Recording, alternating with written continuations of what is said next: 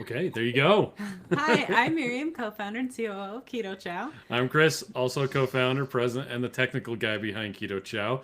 And This is things seem to Taffy. be working out really well, and this is Taffy. Anyway, if you're brand new to Keto Chow, it's a nutritionally complete meal designed to make keto easy. We also have some electrolyte supplements that are amazing for everyday use and for keeping the dreaded keto flu away. We also have a lot of recipes on our site, and a lot of them were done by Taffiny over there. Yes, be sure to subscribe to our YouTube channel and hit the little bell icon for daily updates on all our Keto Chow happenings. These live streams help us be accountable and stay on track. We love having you with us on our journey. Yeah, so welcome everybody. We've got Taffy on already. Yes, we do. Last time, well, so Lori remembers the last time you were on. We had terrible, terrible technical issues. We have a much better platform now for doing these live streams. So Lucky Lori. yes, things have gotten way better. So welcome. So for those of you who don't know who Taffy is, now okay, is it Taffy or Taffiny? Yes. Well, my full name is Taffiny, but everybody calls me Taffy and always has Okay. my whole life. So Taffy works. Okay. See, because I kept on calling you Taffiny, and everyone just calls you Taffy, and I'm like, am I wrong? That's because you're not as tight I'm as we are. over here, and I'm way over here. Yeah. Eventually, people just start calling me Taff unprompted. Oh, okay. You know, it always just works its way down to one syllable anyway. So. Okay. Well, give us the rundown on who you are and what you do and all that other stuff. Alrighty. Well, I am Taffy. Chef Taffy works, and I've been cooking for 20 years now professionally, and I cook and have cooked for a long time all kinds of specialty foods and food for health. And I got involved in keto. What has it been, about 4 or 5 years now? Gosh, Oh, Probably it's been a five, while. huh? time flies. Now, did we That's first probably- meet you at Or Keto probably Fest? 6. Because I last think year was a blur, remember? Yeah, that's Exactly. Last year doesn't even count. Yeah, I think we met the first time at, well, it might have been Keto Con, but Keto Con or Keto Fest, like, I think, we kind of It's one of met those. It was one of those. that summer Yeah. sort of at both. So among, teaching, cooking, my husband and I had our own restaurant until very recently. And I've been a recipe developer for a long time. And when I started eating a ketogenic diet or living that lifestyle, I was very excited about the food because the food is amazing and you don't have to even be eating this way for it to be amazing food. And I think you guys sent me home with some Keto Chow, and I just started having fun with it. And I was excited by how easy it was to work with and how well it worked. It was one of the best products I had used for, this is my honest opinion, it was the best keto shake meal replacement I had tried by far, by very far. And then it was one of the only things I had used for cooking and baking that really worked easily and worked in kind of a natural way to replace maybe some of the things, like white flour or cornstarch or things like that you might be cooking with prior to, keto lifestyle. And I think I just started experimenting, and then I remember Miriam, saying, "Oh, I like that," and the rest, as they say, is history. I don't even know how many recipes it is that I've done for you guys at this point, but It's a so lot. many. but you always have new flavors to work with, and there's just so much. It's amazing how versatile it is. Like, there's so much that you can do with it that I never, I'm always discovering a new thing. So I have a ton of fun with it. It's great. Yeah. So let's see. Let me bring up the. Whoops. There it goes. Oh, and then I have to hit this. Boom. Okay. So Make us tiny. if I go on the recipe creator drop downs, the thing that filters them, it says there are 113 recipes on our site. that are split just out yeah. that were done by you. Oh, So, wow. Which Okay. I'm sure that's more now because there's a bunch that are not on the site yet. Yeah. So Yeah. So I And mean, now there's the yeah. ones that are in the ebooks too. Yep. That, yeah. So, wow. Okay. So I knew it was a lot, but Did you make the caramel apple cupcakes? oh my god, Yeah. That's those your are recipe? So yeah. Jeez, those are nuts. I Right there. I was so excited about the apple flavor because I love Uh-huh. anything apple. I always have. That I was like, you know what? I'm gonna really make something like over the top. I usually try to keep the recipes pretty simple, but once in a while, like the Bouche de Noël, once the gingerbread house, like once in a while, especially around the holidays, I'm like, no, I'm just going to go full You're gonna throttle, go nuts. something, like totally over the top. And that was one of those. It's like I'm doing it. I'm going to make something exciting. So that was actually that. Again, that was a lot of fun.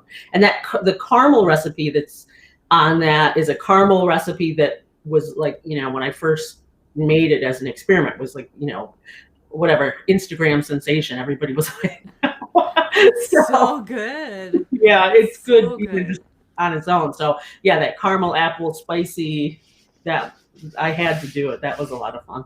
Nice. Okay, so that actually kind of brings us to an important thing.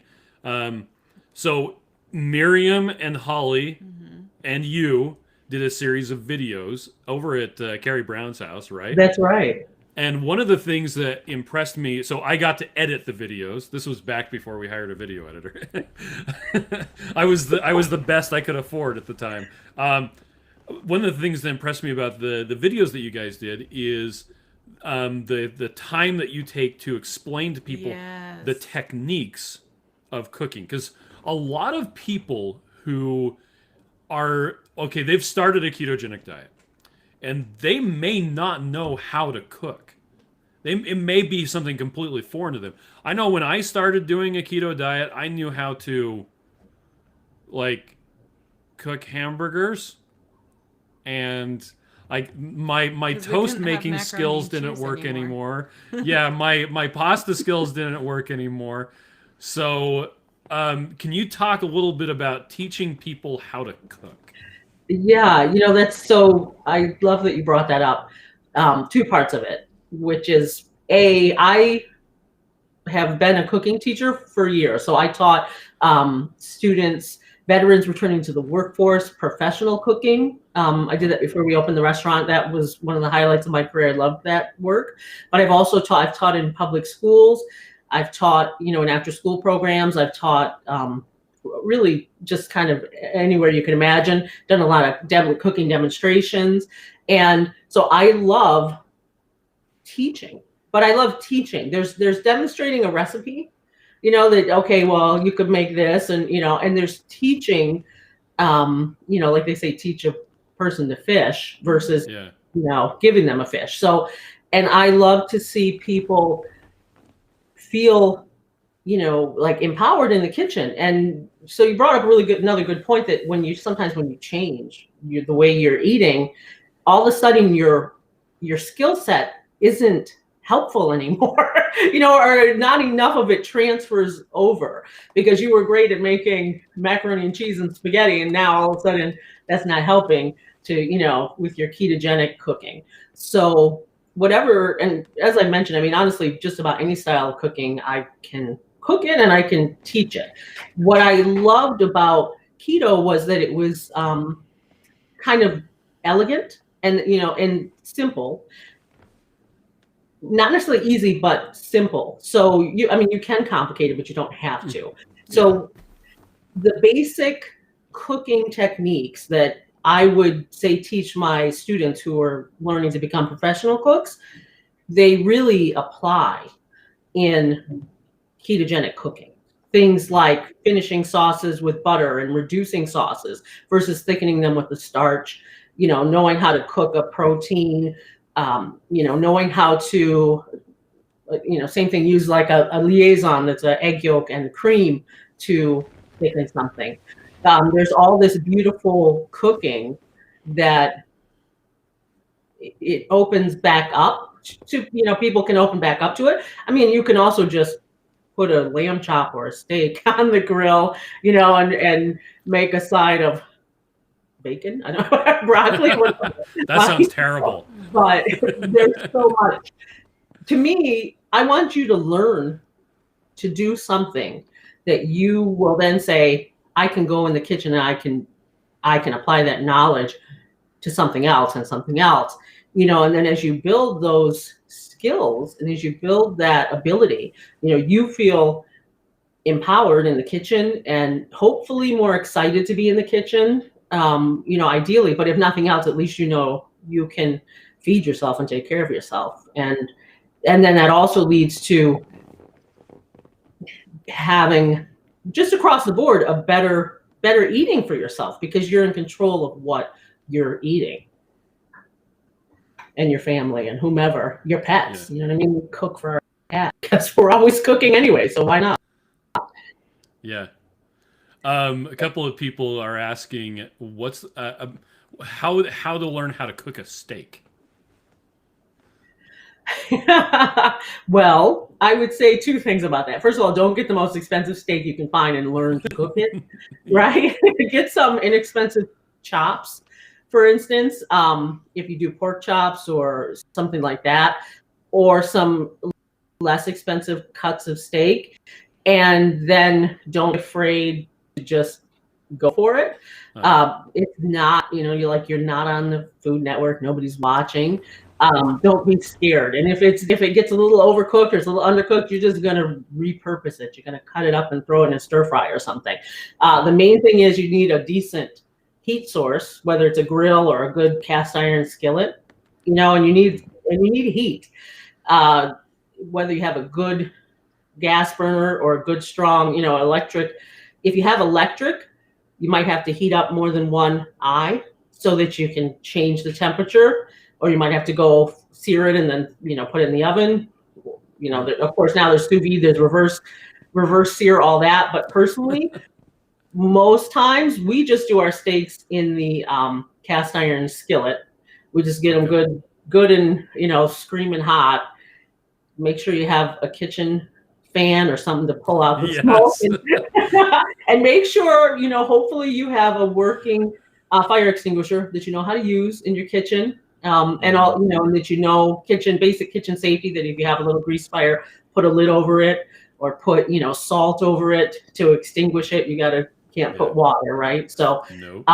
But the basics are knowing how to sear. So how to really heat the protein to get, some brown on it, because that's important. And then to know how far you're going to take it. And the other thing that's good for that, you can, there's all these, you can touch your this finger and this finger and, all these different, for Isn't what? that why they invented instant read thermometers? Well, thank you. That's what I was going to say. So, but the best way to learn is to have an instant read thermometer, and then, and as you cook, you test the temperature and you get a feel for what is what. Because the other thing is, everybody's stove is different. Everybody's grill is different. If your pan is thinner than my pan, it's going to cook different. I can't tell you it's going to take 2 minutes. That's not necessarily true for you, even if it's true for me. What I cooked at the restaurant and what I cook at home, it's different. My heat source is different. I have to adjust. So you want cues. You want to know what it should look like, what it should smell like, what it should feel like, and you want to know how that corresponds to the heat you're looking for. Oh, this is what it smells like at 145 degrees, or if that makes sense.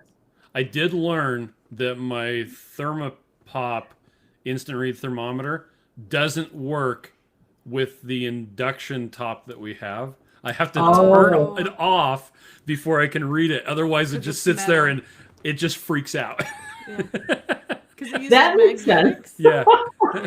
Interesting, but that makes sense. Very good to know. Okay. Well, if you have an old-fashioned one with a dial, it probably would work. Yeah. Well, this is a kind of fancy one. What are a couple of people have asked, what are your thoughts on air fryers? So my understanding is it's just a convection oven that's really small, right? That is basically, it's a tiny little convection oven, which actually can be great. I'm new to the air fryer. I just got one recently because again, we were in the restaurant. I had a deep fryer. I had a pizza oven. I had, like, where was I going to put an air fryer? So to cook like two little things. So, but I've been experimenting with them. If you don't, need to cook a huge amount of food, maybe for 2 to 3 people, 1 to 2 to 3 people, depending on the person, I think they can be really convenient. They sit on the countertop. They do, because convection baking is great for things that you want to crisp up. They cook faster, and of course, this is in a little enclosed space, so it cooks faster. So I think they can be great, and I know a lot of people who love them. I've been experimenting. I've had some good outcomes with them, especially for proteins. I tried, just for curiosity's sake, I tried baking like a keto cake, a little cupcake or something in there. It kept burning it because the heat element is so close to whatever you have in there. Also, I'm sure it's toasting it to rig it up, but I haven't figured it out yet. So I know a lot of people use Instant Pots to make like cake things like that. Yeah, I've never done anything like that in my Instant Pot.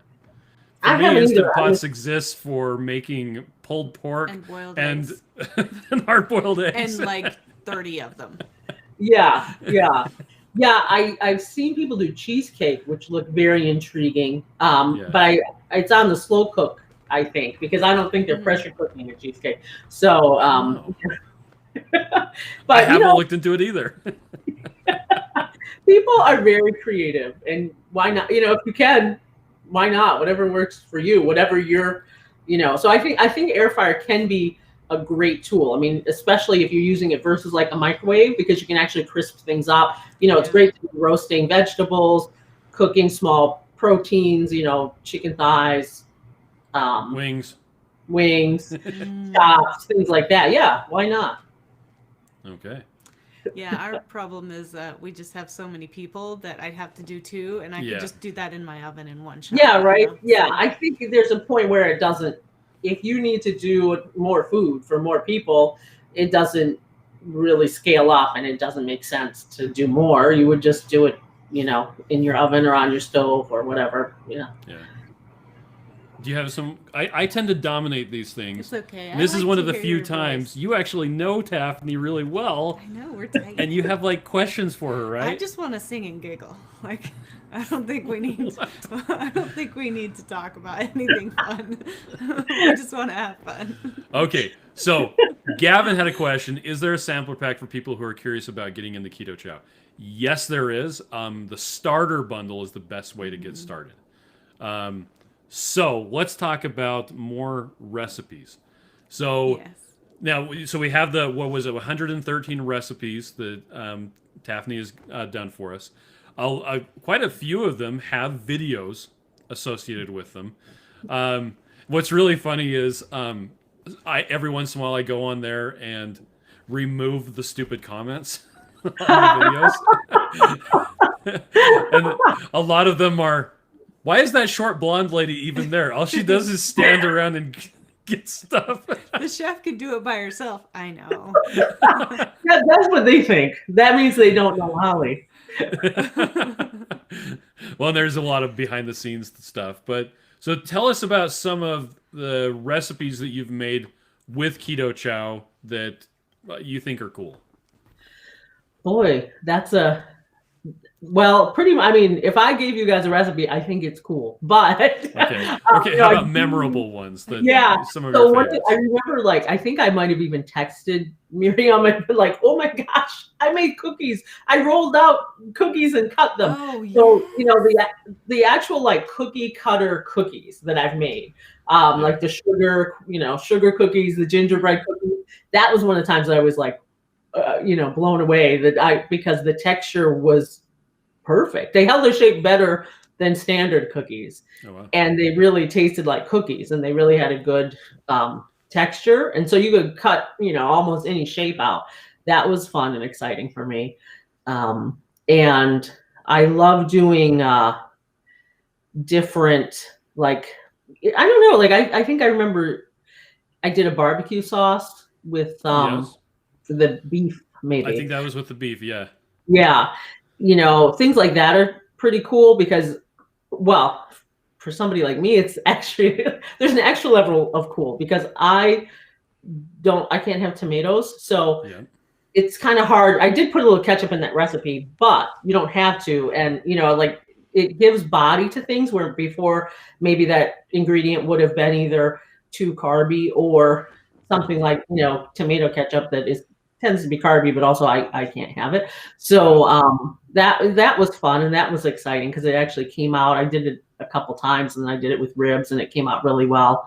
Like the apple cupcakes, cakes and breads come out really well. Oh, the pumpernickel bread. The pumpernickel bread. The tamale I still pie. haven't actually had that. Oh, you should have it. The tamale pie was another one that was my favorite. Like it really came together and tasted like cornbread, and it really. Oh yes. That was a good dish. And then I've been doing. There's a couple coming up that I haven't. You guys, I think I just sent them over to you guys, so I won't even. Some exciting. I think they're exciting ones, okay. But trying to think of some others like that when I did it, I was like, this is working. I can't believe this is working. Like the gingerbread house, the whole entire gingerbread house. It's working. It was structurally sound. That was exciting. Now, have you ever used the base powder, or have we ever sent you any of that? No, what's funny? I never have. So I don't. It's all the stuff in Keto Chow except for the protein, flavor, and sweetener. Okay. It does still have the acacia gum and the xanthan gum and the vitamins and the minerals. But it tastes vitamin-y. So yeah, I'm not sure how well it would work for baking. Somebody added a question about that. The issue is when you bake with Keto Chow, well, it tends to get above 120 degrees, and so you lose some of the B vitamins and vitamin C and stuff like that.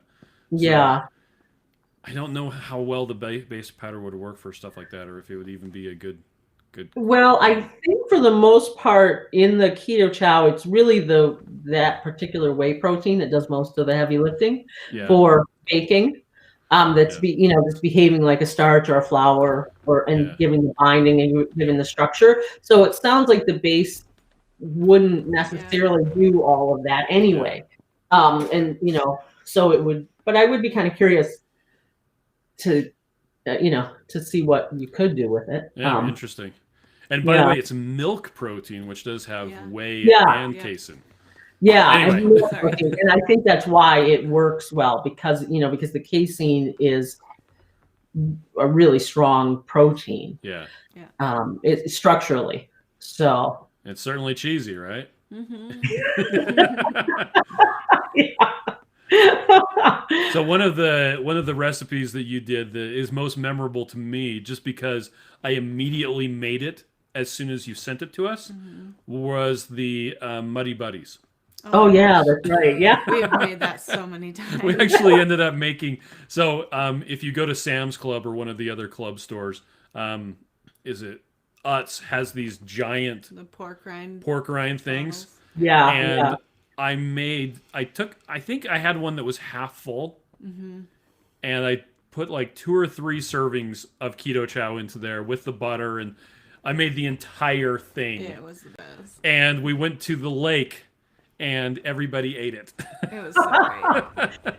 That was another recipe that I was like, I can't believe I haven't done this yet. Like, I can't believe, and I actually went to the website to look and see if somebody else had made it, because in my mind it was like so obvious that it must have already existed. I was like, I can't believe this hasn't already happened. And I mean, the cool thing about it is it's so quick and easy to make. So I made it immediately and was like, it worked. And I can't believe nobody else has done this. I mean, maybe somebody else has done it, but it wasn't already part of the recipes.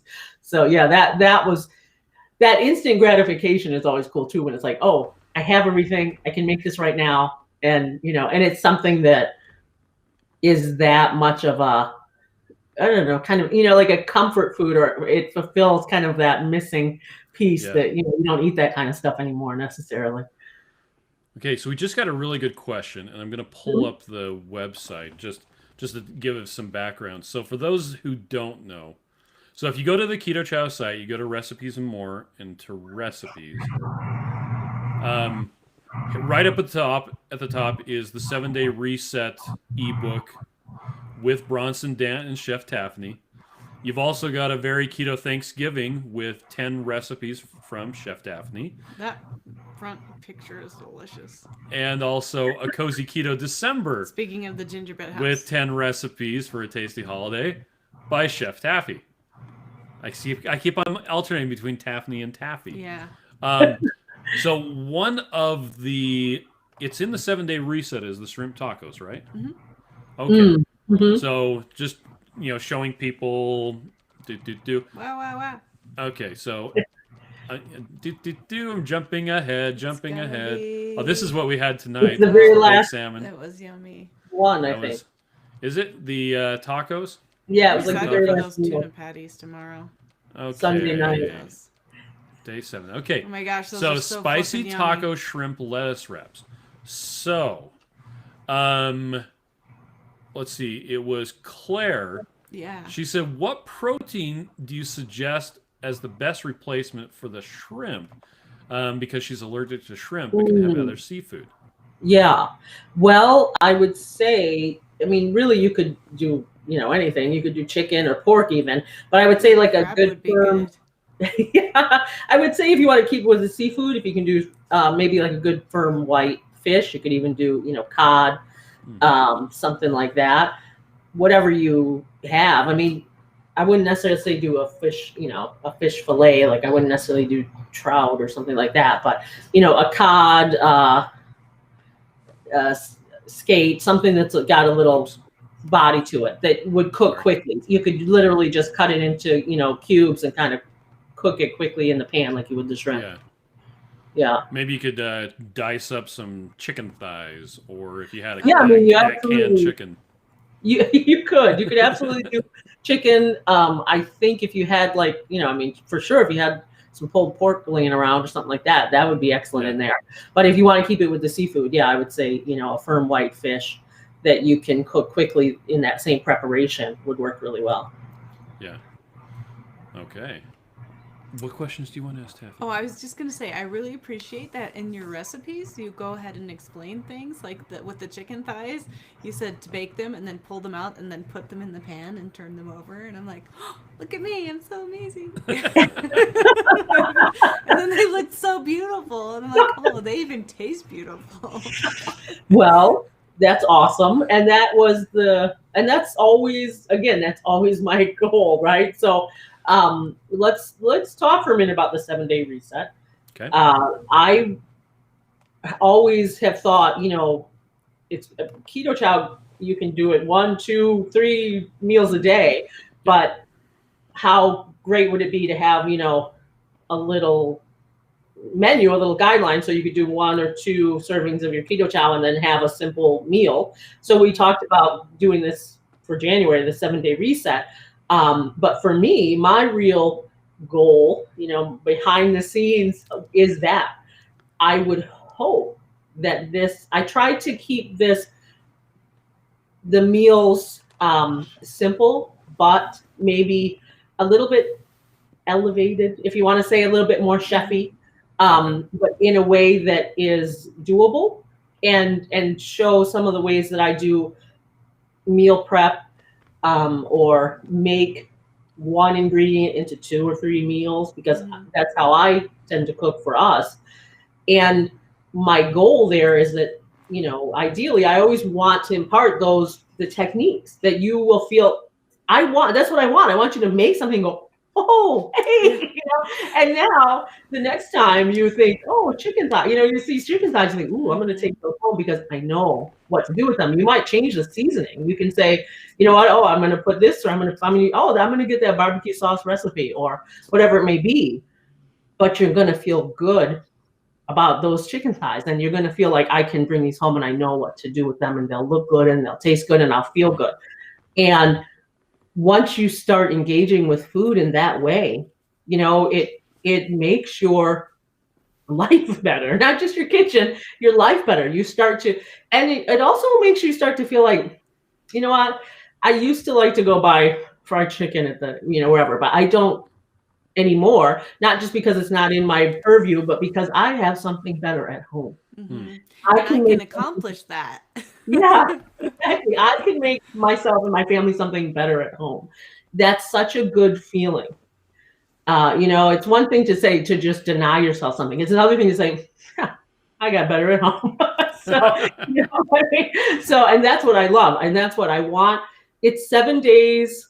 It's simple meals. I hope that for every person who does this 7-day reset, they come away with a recipe or an idea or some, knowledge, information, or technique that makes them go back to the kitchen, makes them feel good, makes them feel like, well, next week, now I can take this and I can put my own imprint on it and, come up with something for myself for next week, or I'll make it all over again, whatever. But I hope there's some learning in there and some fun and excitement. That's always what's going on in my head. Yeah. Well, it was fun because I knew I could do that. I just had never done it. And so, and I'm always doing everything as fast, as simple as possible. So bake it, throw it on the table, So the fact that you had to bake the chicken thighs was great. I'm all, okay. But then I'll just do this step, actually. And my kids are like, why are you taking the cooked chicken and putting it in a pan? I'm all, because the recipe says so. But it's already done. Oh, but look at what it looks like now. It's like crispy and delicious. And it totally made the difference. That was what the chicken thighs. So, and then today I did the salmon wrong. Well, it's because our children are a bit picky. Yeah. Well, and I ran out of time, but I really liked how you included it. Okay, split it in half and then put it upside down and then put the asparagus on the inside. And I'm like, that totally makes sense. If I wasn't making this much salmon, I probably would have done it that way. But I liked that the sauce you could make on the side, and I like that you said, to do it that way because that was totally a different way. So that was fun. Mm-hmm. Yeah, I mean, obviously, if you're doing more, hopefully, so everything I cook, I'm always scaling down. Well, I would do 100 portions of this, but I'm gonna try to do 2. Yeah. I usually end up somewhere in the vicinity of 5 portions if I really try hard. So a lot of times what I'm doing is the opposite, trying to bring it down to reality instead of this is going to feed so many people. So most of the techniques should, in theory, work on larger amounts too. But of course, it's going to look different and it's going to be different, depending on how much you're making. I kept it. It was kind of a hard decision. I kept it to 1 portion. Which a lot of people really like, by the way. Well, that's what I thought, filling up. But if you're going to get some recipe that says make 5, 6, portions, and then you're going to have to scale it down, that's actually harder. It's harder, yeah. Yeah. It's a lot easier to just buy 2 things, it was so easy for me to just take the shopping list and then just look at. I didn't even have to write it down on the side. I thought I might have to, but I'm like, oh, 7 eggs. Okay, I know I need 3 dozen instead. That wasn't very hard to figure out because I know I'll have a couple extra, and I actually have some at home already. So I'm just I didn't really get 3 dozen. I was exaggerating. I only got 2 dozen. Well, and I joke around that I only know how to cook for 10 people. That's yeah. the only. I don't know any other way to cook. Yeah, I'm not joking. I have such a hard time making less, which is part of the reason why I usually batch cook and then split it into different meals. Which isn't a bad idea. Yeah, it works. Obviously it works when you're making a lot, but for me, it works to make a lot into less. So for the 2 of us, first time I make this pot of something, I make this whole pot roast, and I'm like, okay, well, I'm going to save half this pot roast for another meal, but I will change it instead of just it being leftover pot roast, which we love leftovers anyway.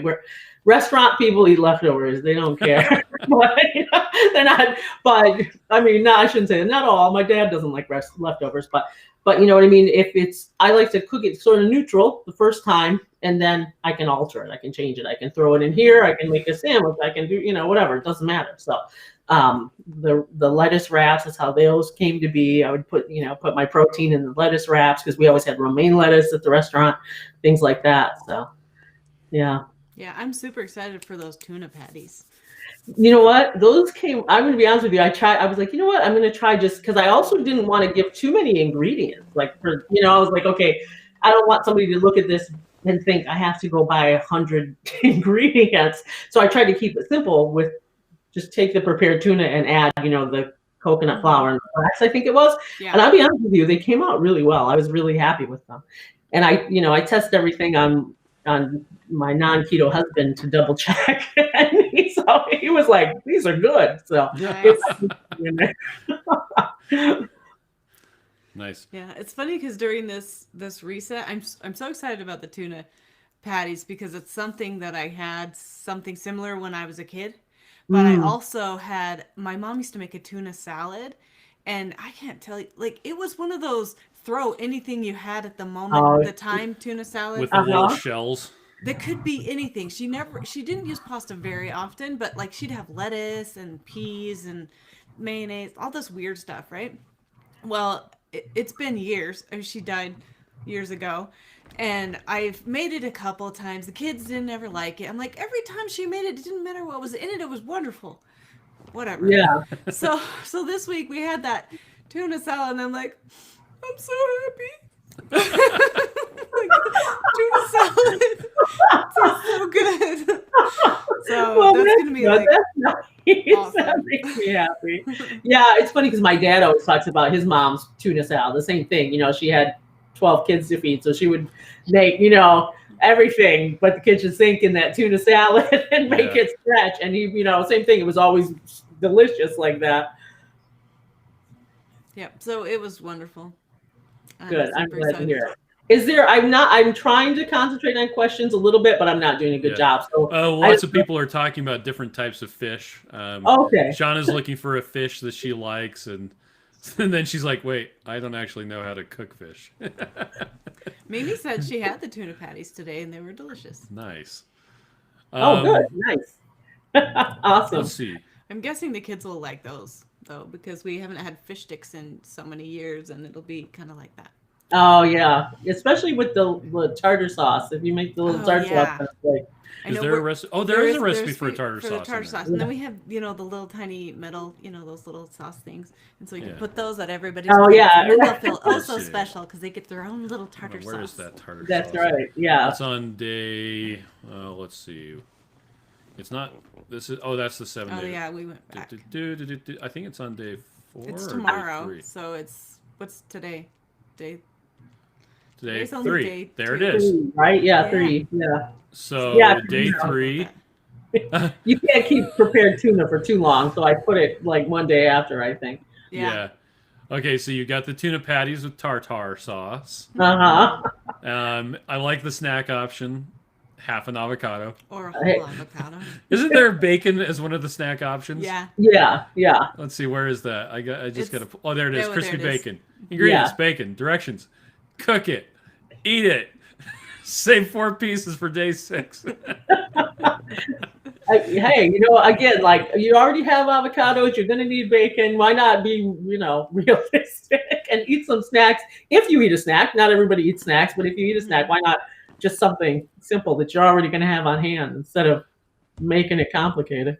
Did you buy chuck roast? Because we have chuck roast in the freezer. I bought chuck roast. Oh, well, okay. We'll use the fresh stuff. Yeah. I was going to say. So you got the braised chuck roast. So you make the braised chuck roast. That goes into 2 recipes. And then it goes into, Which I got a pretty big roast for our family, but I think we could probably still make it work. Oh, you can cook the roast in the slow cooker for best results. Yeah. So sear it and heat the stock. So do you want to do that in the crock pot tomorrow, or how do you want to do it? Oh, yeah. Yeah, let's do that in the crock pot before work. Okay. Yeah. So even the night before, you can sear the meat off and just throw it in the fridge. Okay. And, just like deglaze the juice out of the pan with the little broth or whatever and just save that. And you can put it in the slow cooker the next morning. But if you sear the meat and get it nice and brown at some point before you put it in the slow cooker, it'll taste much better. It'll have much more flavor and color than just putting the raw meat into the slow cooker. I mean, obviously, sorry, go ahead. Are you advocating for the Maillard reaction? Yeah. Yes, I am. I think you huge advocate, and in fact, lived most of my life according to the My Hard Reaction. Okay. Okay. Now, Stephanie, I don't mean to get you derailed, but she did ask this earlier. And then there's another question that I need to remember to ask you as well. But Stephanie says, could Chef Taffiny try some recipes with pork rind crumbs for those who can't do almond or coconut flour? Oh, yeah. Yeah, sure. I mean, and you could absolutely just, if you see a recipe, I mean, you of course can, substitute. I try to cover the bases. I know that people can't do almonds, and I know that people can't do pork, and I know, so I try to cover the bases, but I don't always do them all. But yeah, I can absolutely do some pork rind crumbs. Okay.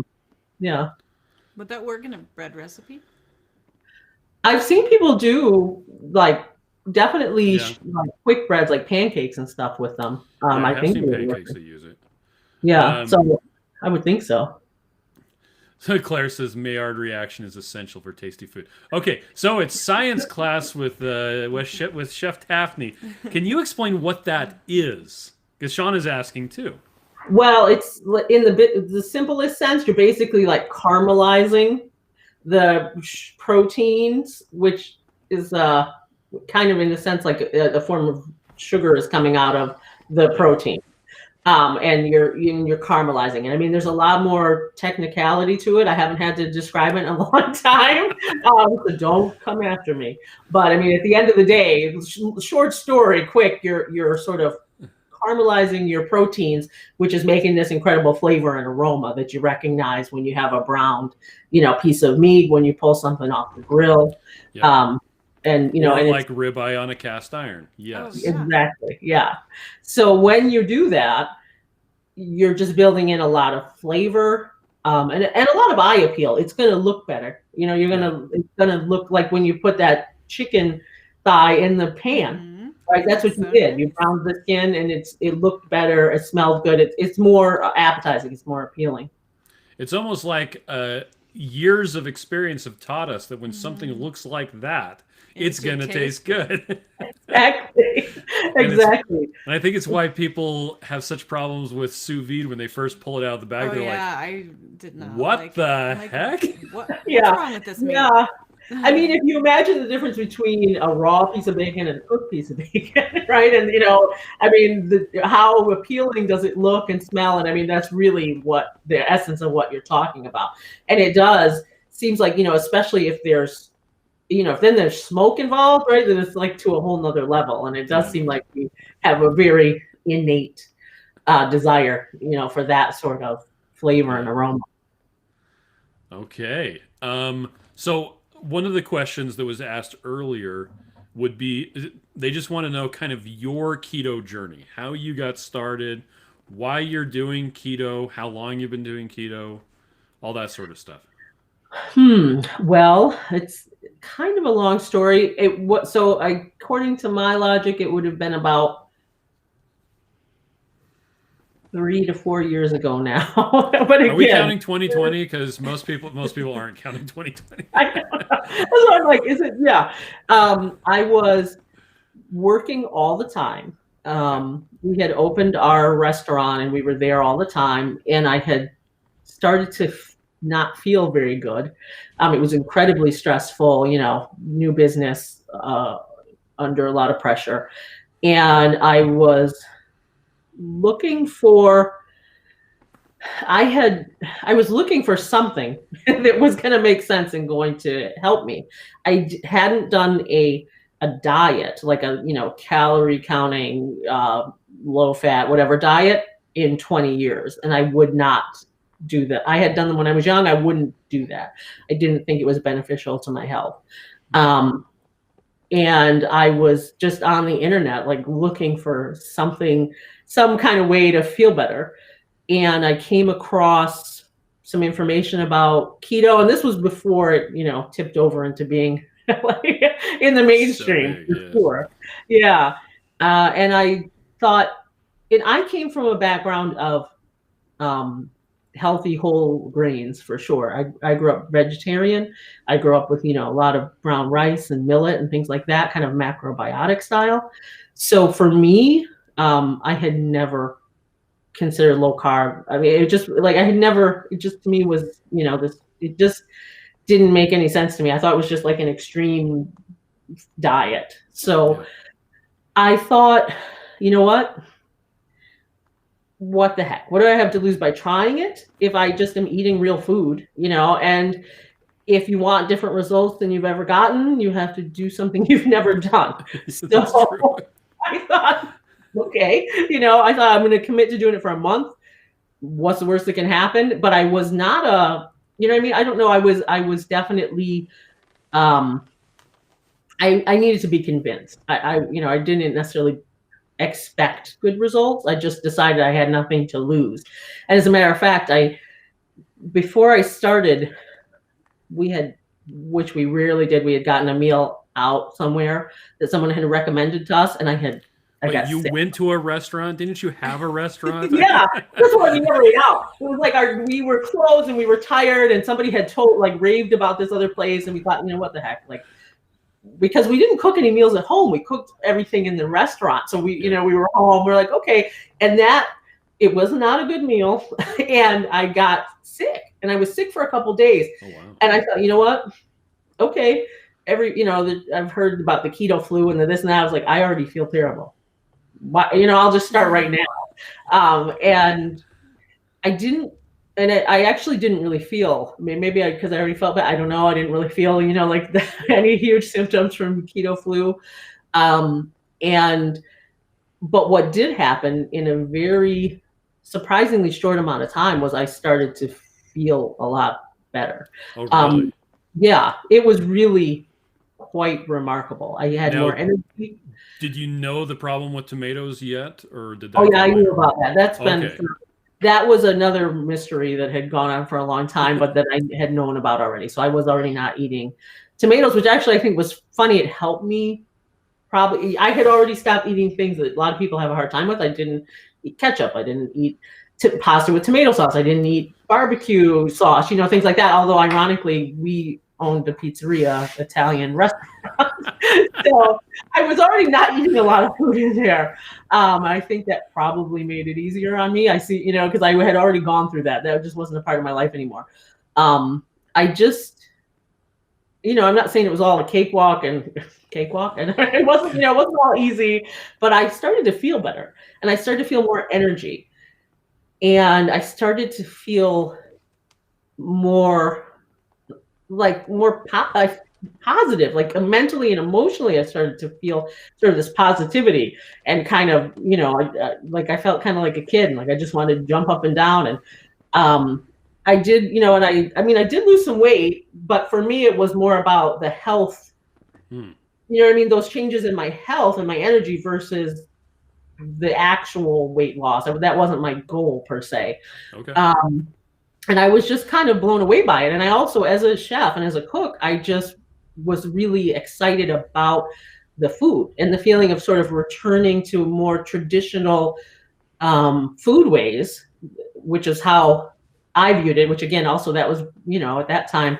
So, I was just making eggs and, beef bacon and vegetables and eating salads and tuna and, things that were easy, chicken and things that were easy in the restaurant. So, I was in a pizzeria 7 days a week, 10 hours a day, and I was taking the food that we had there and doing, a keto diet. That was how convenient or easy it was, to make it work. I would take our salads, our vegetables, our proteins, and just work with those, and it was, and then I would just supplement. So I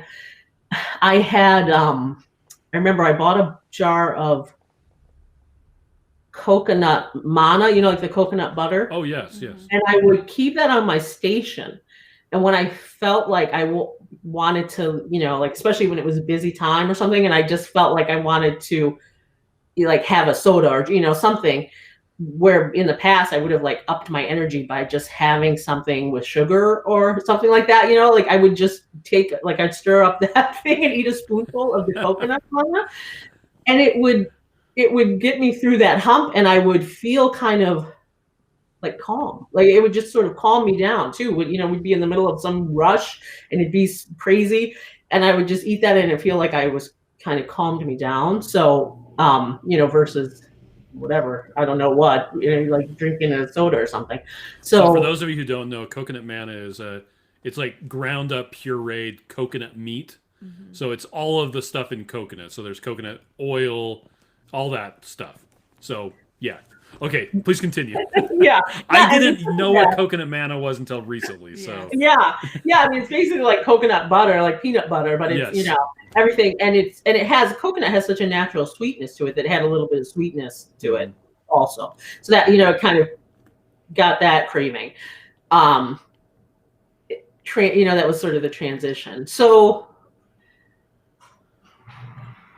that's what, and then I just started to get into, into the social media community and start posting things and things like that. And it was such a great supportive community, and it was fun, and I was just having fun with it, and I was feeling good, and so actually for this last year of utter whatever discontent.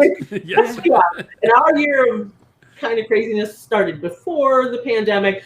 But I've actually been more like kind of back to I've been trying to do kind of like, I don't know, ancestral food or whatever. I spent a lot of the time, as you guys know, completely by myself with the cat. I was just I didn't have a lot of energy or presence of mind or whatever for just being fully keto. I was just too, I don't know, frazzled. So, I stopped worrying about things like how much was how much vegetables I was eating, or, things like that, and incorporated maybe some fruits and things. So just to be open about that. But for me, I would definitely recommend that anybody who, whatever the reason is, whether it's, therapeutic for, any kind of condition that it could help, epilepsy, whatever it may be, or you just want to try something different, or you just want to feel well, or you just want a diet that feels doable. I have such a good, I don't know how to say, I have such a positive association with it. It's the first time in my life where I've made such a strong dietary change that I felt good.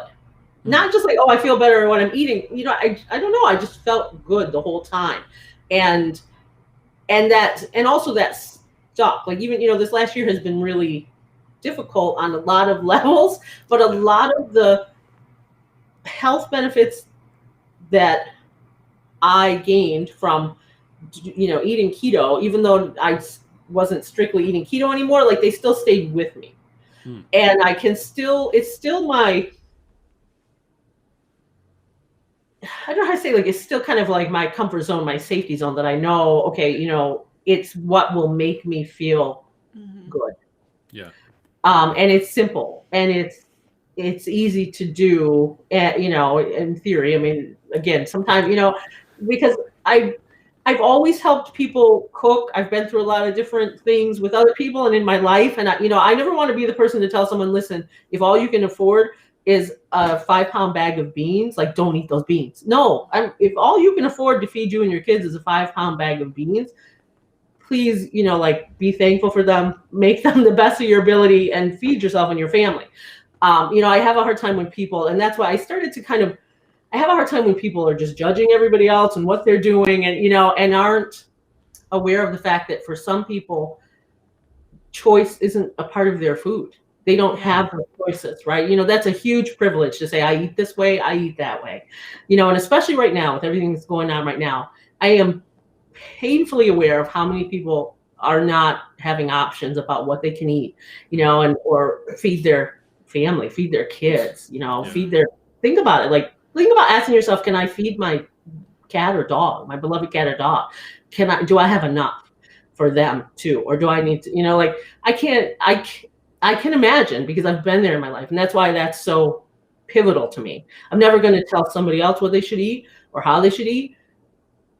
You choose what's right for you. You do what's right for you. Any day that you have food on your table, you are incredibly blessed, and it's a privilege.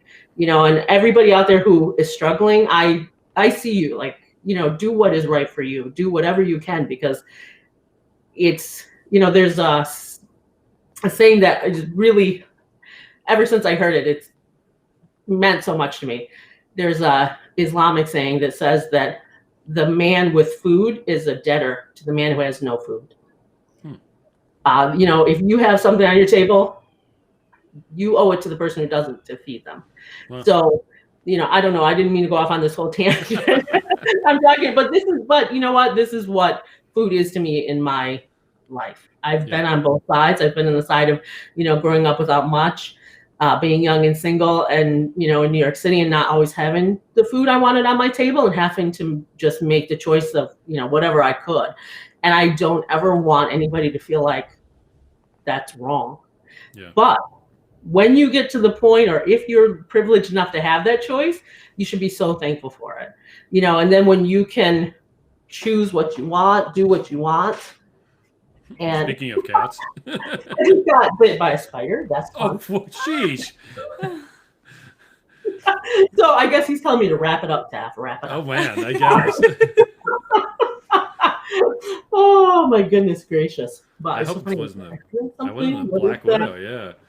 So, but anyway, yeah. So like I was saying, so then so I think I did I did some cooking demos. I did some podcasts, like the Keto Woman podcast, and I think that might be how I originally got Miriam's attention. Maybe that was the first time I heard you. Yeah, and the rest, as they say, is history. But now, I mean, it's funny because now keto has kind of gone off in some other directions, and people have sort of, it's become a little more mainstream. But I think the original idea of what it is, and is just as valid, and I hope it doesn't get lost in the sauce. Yeah. So, yeah. Okay. Yeah. Ancestral eating good, yummy meat, I think always has a good place. I really like what you said about how you can always come back. Like keto you can always, it's like going home. It's like going to your reset and restarting your computer. Like, okay, you know what? I'm ready to be back and feel good again, because that's where you'll feel good. So I really like that you shared that with us. Yeah, because it's good food. It's always going to be the right time to, whatever it is, have a piece of salmon and some asparagus, or have an omelet. It's always going to be a good time to have that food. So yeah. Well, it's funny. A couple of people are talking about cast iron, and I just remember. I think it was, dang it, Amy Berger's boyfriend, Eric Westman. I forgot his name. I think it was Eric Westman was talking about, or it could have been Ted Naiman or someone, was talking about this guy who was essentially homeless. And all he had a old cast iron pan. He had enough money to buy like propane and ground beef. Yeah, he just had ground beef. And that's what he was living on. He was actually doing a ketogenic diet to improve his health. And he wasn't doing fancy stuff. He was just eating ground beef. Yeah, right. And that's exactly, I mean, that's, which I think goes to like, the sense of, like whole animal eating and, utilizing everything. You don't have to live on ribeyes. I mean, that's great, but, you can live on ground beef. Or don't you judge me. You can. I'm not saying you can't, but you don't have to, or, if you like, my husband, they grew up with their own animals, and so he eats all of the animal. He loves the, as they call the variety meats, organs, the sweetbreads, and and all that stuff. And it's, I think it's, it's healthy, it's nutritious, and maybe in a kind of more respectful way to, approach the animal too. If you're going to eat it, utilize all of it, and don't be afraid, of parts of it or whatever it may be. So, yeah. Well, you can always feed it the stuff that you don't eat to your cat. But, wait, what did you say? That you can feed it to the cat. Yeah, if all else fails, you can always feed it to the cats. Our cat loves gizzards and Oh, wow. of course, livers and all that stuff. Yeah. Now, a lot of what we've been talking about tonight reminds me of kind of a lot of people when they come across Keto Chow, they're like, so I'm not going to be eating real food anymore. It's like, okay, number one, this is real food. It's not imaginary food. But number two, I think that cooking is fantastic. That's why we hired Chef Taffiny to have all these cool recipes. I don't personally have time to make these amazing foods. Like in the evening, maybe. On the weekends, definitely. But like in the morning when I'm leaving for work, that's literally why I made Keto Chow. And I think it's great that we have the recipes that you've made, and I personally like Keto Chow because it's so easy, but people don't have to use that. I really think that they should use whatever works best for them and find ways to improve their health, and don't judge people's way of eating. And well, again, too, it's also easy just to discount things. This is I don't think this is good, or I don't. You know what? Keep an open mind. So, and that's what I try to sort of balance it. Like I said, I try to keep the simple Keto Chow recipes so that like I wrote the whole blog about using the powdered fats. So it's like completely instant. Just put it in your shaker bottle or in your thermos, and then just add the water, and you're done. If you don't have refrigeration, something like that. Shakes, smoothies, like preparing the soups, making like instant onion soup by adding dehydrated onion and seasonings to the beef soup, for instance. The funny thing is, as almost anybody who's ever worked in a restaurant will tell you, like, you don't have time to eat most of the time. Like, you're cooking all day, sure, but it's not for you. You don't have time to eat. And actually, like a lot of times in the restaurant, I could make the Keto Chow and just put it in the refrigerator, and I could grab it, and because that's really all you have time to do a lot of times is just drink something. So that, instead of just drinking whatever, coffee, that was really like my go-to was I would just drink coffee all day long. Coffee, iced coffee, hot coffee, this coffee, that coffee. It was, and there's so many people in that situation because of their work, their life, but especially anybody who works in the food industry, nurses, so many people, and that convenience is also really priceless. That really might make a big difference for somebody. Again, there's no reason to judge anybody, and there's no reason to prejudge. Like, try it for yourself and see what it is. And see if you like it, or if it works for you. You might find a way to work with it. Like, I know Holly loves the hot cereal. That was another one that I actually really had fun with, because making the hot cereal, the recipe was snickerdoodle with your flaxseed and whatever's in there. It's really easy to put together. You can fix it at any time, kind of like the old instant oatmeal. But because it's Keto Chow, it's a complete meal. It has protein. It has everything that you wouldn't get if you were eating like another keto hot cereal that you would just make with those ingredients, or obviously hot cereal. So I don't know. I love it for that aspect as well. And that is actually one of my favorite recipes that I've made as well, because it, especially with the snickerdoodle, like, it's so cozy and comforting, and it's so easy to make. There it is. There's the Keto Chow hot cereal, right? Yeah. That's it. Well, awesome. Okay, well, you've gotten bitten enough by spiders tonight. Yeah, yikes. That is bizarre. I can't believe that just happened. But again, sometimes I just go on and on and on. It was time to wrap it up. So. Okay.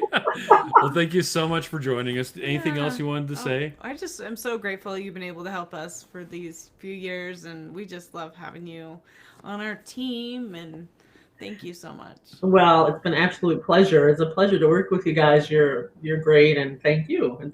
And you're welcome. It's my pleasure. Okay.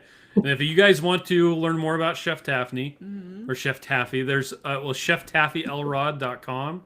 And you're also on Keto Cooking School on Instagram, right? Yeah, actually on, I think, Instagram, Facebook, all over the place. Or you can actually find me at Chef Taffy Elrod also. I've got too. Yep. I got too much social media. It's all over the place. And if you look up that Keto Chow hot cereal recipe, there's a video of. Oh yeah, that's right. Yep. There's several videos of Taffy making the recipes. That happens to be one of them. So, okay. Well, thanks everybody for joining us, and I guess have a fantastic night. Yeah, and Happy New Year. Happy New Year indeed. Yay. Okay. Thanks, Well, guys.